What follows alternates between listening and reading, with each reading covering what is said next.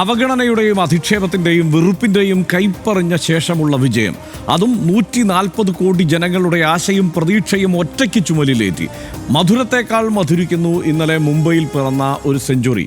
തൂവെള്ളയേക്കാൾ തിളങ്ങുന്നു ആ സെഞ്ചുറിയിൽ കൊരുത്ത വിജയം. ജമീമ റോഡ്രിഗ്സ് എന്ന 25-കാരിയുടെ കരുത്തിൽ വനിതാ ക്രിക്കറ്റ് ലോകകപ്പിൻ്റെ ഫൈനലിലേക്ക് ഇന്ത്യ കടന്നപ്പോൾ മുഴങ്ങിയ വിജയാഹ്ലാദത്തിന് പല കാരണങ്ങളുണ്ടായിരുന്നു. ബഹുസ്വരതയും മതേതരത്വവും വേദപുസ്തകമായ ഒരു രാജ്യത്ത് വിശ്വാസത്തിൻ്റെ പേരിൽ തഴയപ്പെട്ടതിനുള്ള മറുപടി കൂടിയായിരുന്നു ആ ആഹ്ലാദം. ആദ്യം കാണാം RD Extra. വനിതാ ക്രിക്കറ്റ് ലോകകപ്പ് സെമി ഫൈനൽ. എതിരെ ലോക ചാമ്പ്യനായ ഓസ്ട്രേലിയ. 339 എന്ന റൺമല. തോൽക്കുമെന്നുറപ്പിച്ച മത്സരം. വിക്കറ്റുകൾ കൊയ്തെടുത്ത ഓസീസ് പെൺപുലികൾ ആവേശം കൊള്ളുമ്പോൾ ഒരേയൊരാൾ ശാന്തമായി നിന്നു.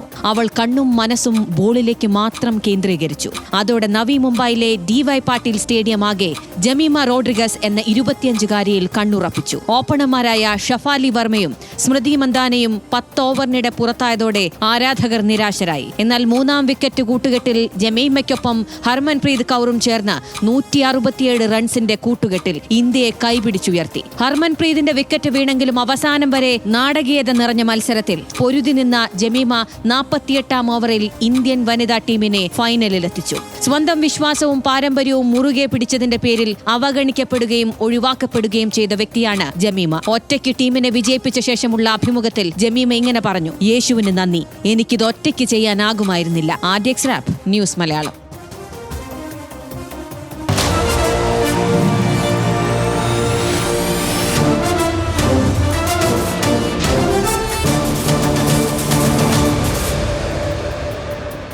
ജമീമയുടെ ജനനം മുംബൈയിലെ ഒരു ക്രിസ്ത്യൻ കുടുംബത്തിലാണ്. പിതാവ് ഇവാൻ റോഡ്രിഗസ് ഒരു ജൂനിയർ ക്രിക്കറ്റ് പരിശീലകനായിരുന്നു. 4-ാം വയസ്സ് മുതൽ ജമീമ ക്രിക്കറ്റ് കളി തുടങ്ങി.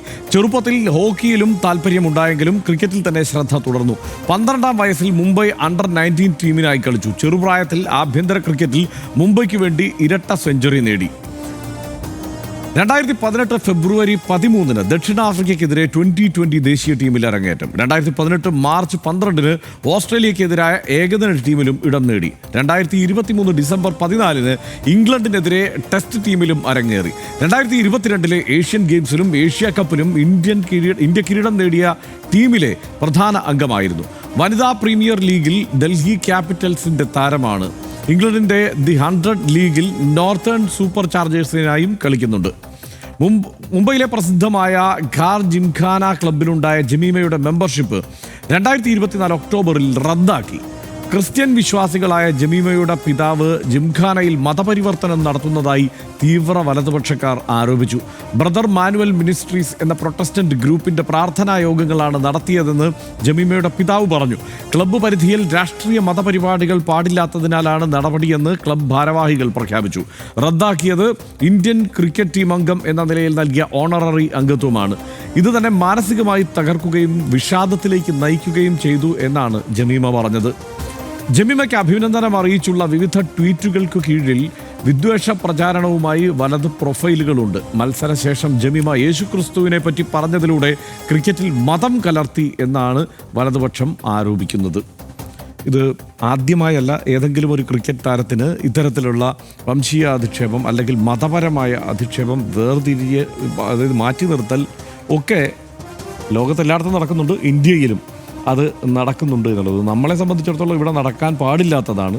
കാരണം ഇത് മതനിരപേക്ഷതയുടെ മെക്കയാണ് എന്ന് വേണമെങ്കിൽ പറയാമല്ലോ. അപ്പോൾ അങ്ങനെയുള്ള ഒരു സ്ഥലത്ത് എങ്ങനെയാണ് ഇത് സംഭവിക്കുക എന്നുള്ളതാണ് നമ്മളുടെ അടിസ്ഥാന പ്രശ്നം. അപ്പോൾ എങ്ങനെയാണ് ഇതിനെ കാണുന്നത്? തീർച്ചയായും ജമീമ ഇന്നലെ ആ കളി ഞാൻ കണ്ടതാണ്. ജമീമയുടെ ഇന്നിങ്സ് ഇല്ലായിരുന്നെങ്കിൽ ഒരുപക്ഷെ നമ്മളിത് ചർച്ചയ്ക്ക് പോലും എടുക്കില്ല.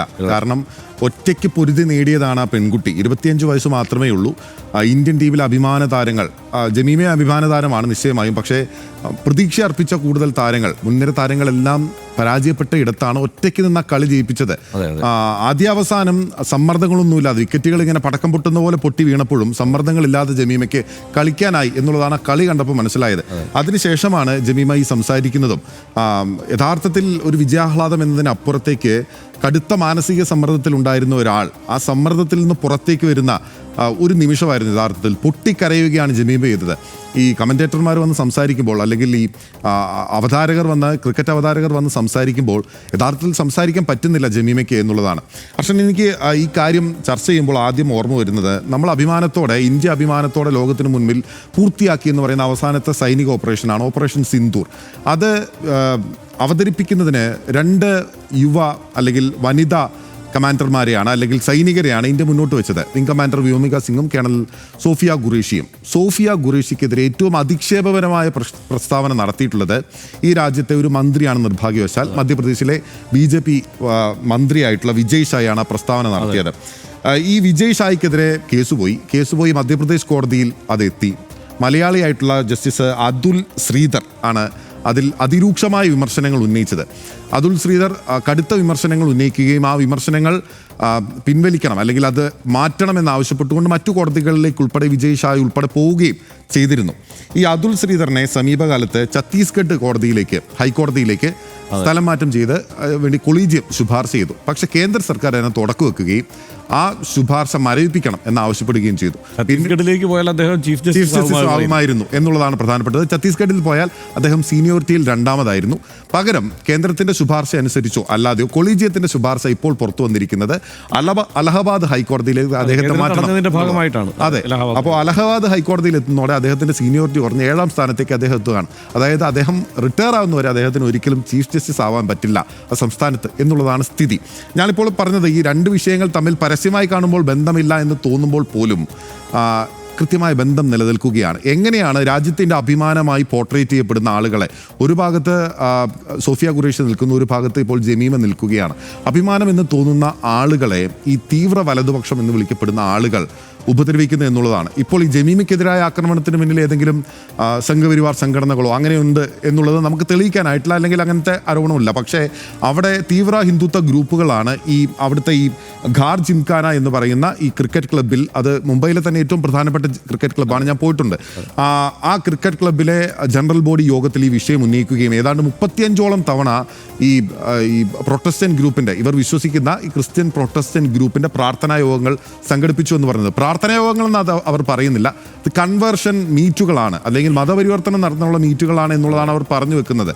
അങ്ങനെ രാജ്യത്തിൻ്റെ അഭിമാനമായിട്ടുള്ള ഒരു പെൺകുട്ടി ഇപ്പോൾ ഈ ക്രിക്കറ്റ് കളി കളിക്കുന്നത് വരെ എത്രത്തോളം വലിയ മാനസികമായിട്ടുള്ള പ്രശ്നങ്ങളിലാണ്, അല്ലെങ്കിൽ ഒരു മാനസിക വ്യഥയിലാണ് അവർ കടന്നുപോയിട്ടുള്ളത്. ആ മാനസിക സംഘർഷങ്ങൾക്കിടയിലാണ് ഇന്ത്യക്ക് അഭിമാനകരമാവുന്ന വിധത്തിൽ ഇന്ത്യയെ 3ാമത്തെ തവണ ഒറ്റയ്ക്ക് അവർ ഫൈനലിലേക്ക്, വുമൺസ് ക്രിക്കറ്റ് ടീമിനെ ഫൈനലിലേക്ക് എത്തിക്കുകയും ചെയ്തിട്ടുള്ളത് എന്നുള്ളതാണ്. യഥാർത്ഥത്തിൽ ഇവിടെ ഇപ്പോൾ കൂടുതൽ ഇതിനെ അനുകൂലിക്കുന്ന തീവ്ര വലതുപക്ഷ അക്കൗണ്ടുകൾ ഈ ട്വീറ്റുകളുടെ കീഴിൽ, അല്ലെങ്കിൽ ഫേസ്ബുക്ക് കമൻറ്റുകളുടെ കീഴിലെല്ലാം വന്ന് പറയുന്നത്, നിങ്ങൾ എന്തിനാണ് മതത്തെ ക്രിക്കറ്റുമായി കൂട്ടിക്കെട്ടുന്നതെന്നാണ്. ആരാണ് ചോദിക്കുന്നത്? ഈ ടീമുകളാണ് വന്നിട്ട് ചോദിക്കുന്നത്, നിങ്ങൾ എന്തിനാണ് ക്രിക്കറ്റിനെ മതത്തെ കൂട്ടിക്കെട്ടുന്നത്? അതാണ് ഒന്നാമത്തെ കോമഡി. അല്ല, ഇതിനകത്ത് ഒരു കാര്യം, ഇത് നമുക്ക് തൊട്ട് മുമ്പ് ഉള്ള ഉദാഹരണം എന്ന് പറയുന്നത് മുഹമ്മദ് ഷമിയാണ്. മുഹമ്മദ് ഷമിയും ഇതുപോലെ തന്നെ കളി മികവിലൂടെയാണ് അദ്ദേഹത്തിന് ഇത്തരം വിട്ടികളുടെയൊക്കെ വായടപ്പിക്കാൻ കഴിഞ്ഞത്. അദ്ദേഹത്തെ പക്ഷേ എങ്ങനെയാണ്, എത്ര പേർക്കാണ് അതിന് കഴിയുക എന്നുള്ള പ്രശ്നമുണ്ട്. അവിടെ വിരാട് കോഹ്ലിയെ പോലെയുള്ള ഒരു കരുത്തനായ ക്യാപ്റ്റൻ്റെ വലിയ പിന്തുണ കൂടി ഉണ്ടായിരുന്നു മുഹമ്മദ് ഷമിക്ക് എന്നുള്ളതുകൊണ്ടാണ്. അല്ലെങ്കിൽ ഈ പറയുന്ന 2021 പാകിസ്ഥാനെതിരെയുള്ള T20 ലോകകപ്പ് പരാജയത്തിന് ശേഷം അങ്ങേയറ്റം വഷളായ ഭാഷയിലാണ് ആക്രമിക്കപ്പെട്ടത് മുഹമ്മദ് ഷമി. പിന്നീടും പല ആവർത്തി ആക്രമിക്കപ്പെട്ടിട്ടുണ്ട്. പക്ഷേ അതുകൊണ്ടാണ് ഞാൻ പറഞ്ഞത്, ഇത് ആദ്യമായല്ല ഇന്ത്യയിൽ സംഭവിക്കുന്നത് എന്നുള്ളത്. ഇതിനേക്കാൾ വിചിത്രമായ പരിഹാസങ്ങളൊക്കെ ഏറ്റുവാങ്ങുന്നത്, ഇതിപ്പോൾ മതപരമായതാണെന്ന് വെക്കാം, അതിനേക്കാൾ വിചിത്രമായതാണ് ഇപ്പോൾ ജ്വാല ഗുട്ടയ്ക്കെതിരെ, അതല്ലെങ്കിൽ ഇദ്ദേഹത്തിന് ബൈച്ചുങ് ബൂട്ടിയക്കെതിരെ, അത്തരത്തിലുള്ള, അതുപോലെ നോർത്ത് ഈസ്റ്റിൽ നിന്നുള്ള കളിക്കാർക്കെതിരെയൊക്കെ, മേരി കോമിനെതിരെ, ഇവർക്കൊക്കെ എതിരെ, സുനിൽ ഛേത്രിക്കെതിരെ, ഇവരെയൊക്കെ ഇതിൽ പലരെയും ചൈനക്കാരെന്നൊക്കെയാണ് അപഹസിക്കുന്നത്.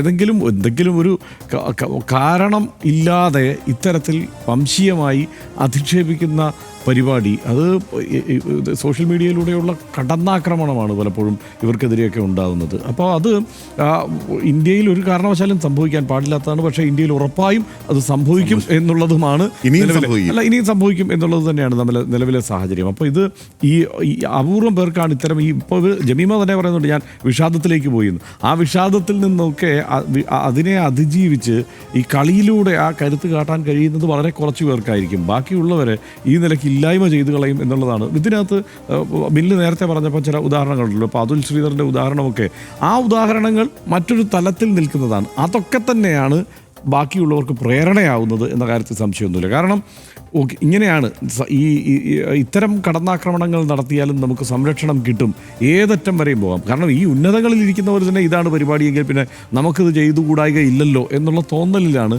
ഇവർ ഈ കാര്യങ്ങളെല്ലാം ഈ മട്ടിൽ നടപ്പാക്കിക്കൊണ്ടിരിക്കുന്നത്. ഇനിയും ജമീമയ്ക്കെതിരെയുള്ള ആക്രമണങ്ങൾ തുടരും. കാരണം ഇപ്പോഴും അത് നടന്നുകൊണ്ടിരിക്കുകയാണ്. ഇനിയും അത് അനവരതം തുടരും.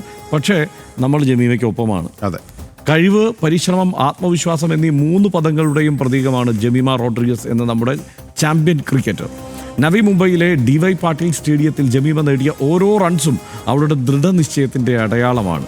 ഇന്ത്യയെ ഫൈനലിലേക്ക് എത്തിച്ച ആ സ്പെക്ടാക്കുലർ റൺ ചേസ് നടത്തിയ ആ കായിക പ്രതിഭയ്ക്കെതിരെ വിജയരാത്രി ഇരുട്ടി വെളുക്കും മുമ്പ് വർഗീയ ആക്രമണം നടത്താൻ എങ്ങനെ ഈ തീവ്ര മതവാദികൾക്ക് തോന്നുന്നു എന്നതാണ്. ഇത്തരം മനുഷ്യരിൽ താണവർ കൂടി ചേർന്നതാണ് സമൂഹമെന്നല്ലാതെ എന്ത് പറയാനാണ്. ജമീമയെ അപമാനിക്കുമ്പോൾ ഇക്കൂട്ടർ അവമതിക്കുന്നത് ആ ഒരു വ്യക്തിയെ മാത്രമല്ല, ഇന്ത്യൻ ക്രിക്കറ്റിൻ്റെ ആത്മാവിനെയുമാണ്. ഓരോ നിന്ദയും അവരെ കൂടുതൽ ശക്തയാക്കട്ടെ എന്ന് RDX ആശംസിക്കുന്നു. അവരെ പിന്തുണയ്ക്കൂ, അവരുടെ കരുത്തിനൊപ്പം നിൽക്കൂ. കാരണം ജമീമ റോഡ്രിഗസ് വരുന്ന ഞായറാഴ്ച പാഡ് കെട്ടി കൂട്ടുകാർക്കൊപ്പം മൈതാനത്തിറങ്ങാൻ പോകുന്നത് ലോക കിരീടത്തിന് വേണ്ടി മാത്രമല്ല, ഓരോ ഇന്ത്യൻ പെൺകുട്ടിക്കും സ്വപ്നം കാണാനുള്ള അവകാശത്തിനും വേണ്ടി കൂടിയാണ്. ജമീമ റോഡ്രിഗസിനും ഇന്ത്യൻ ക്രിക്കറ്റ് ടീമിനും RDXൻ്റെ വിജയാശംസ. അടുത്ത വിഷയത്തിലേക്ക്.